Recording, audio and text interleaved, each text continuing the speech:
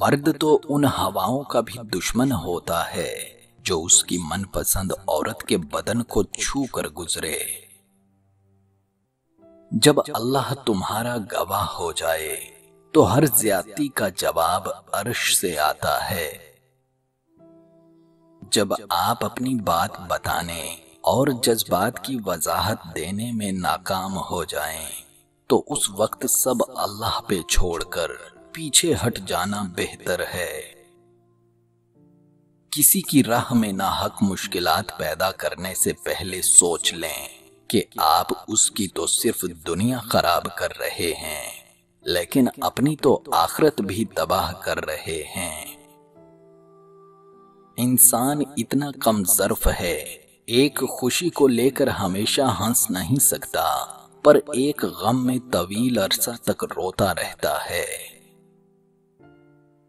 کوئی بھی ایسی عورت نہیں جس کا نعم البدل کوئی دوسری عورت ہو، ایک ایسی عورت جسے آپ چھوڑ دیں یا اسے کھو دیں، آپ ویسی کوئی دوسری ڈھونڈ ہی نہیں سکتے۔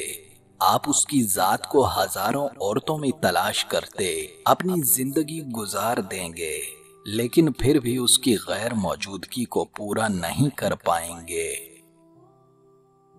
اللہ تعالیٰ اپنے بندے کی تڑپ کبھی ضائع نہیں کرتا۔ اپنی مانگی ہوئی دعاؤں پر یقین رکھیں، وہ تو رحمان ہے، رد نہیں کر سکتا۔ جب آپ سے غیر ارادی نیکیاں ہونے لگیں تو مسکرائیں کیونکہ وہاں کہیں اوپر آپ پر نظر کرم ٹھہر گئی ہے۔ کہتے ہیں کہ مرد رو نہیں سکتا، وہ تو صرف اس دکھ پہ روتا ہے جس پر اسے رونے کی اجازت دی جاتی ہے، اور باقی دکھ آنسو تو اندر ہی اندر کہیں گرتے ہیں اور روح کو گھائل کرتے ہیں۔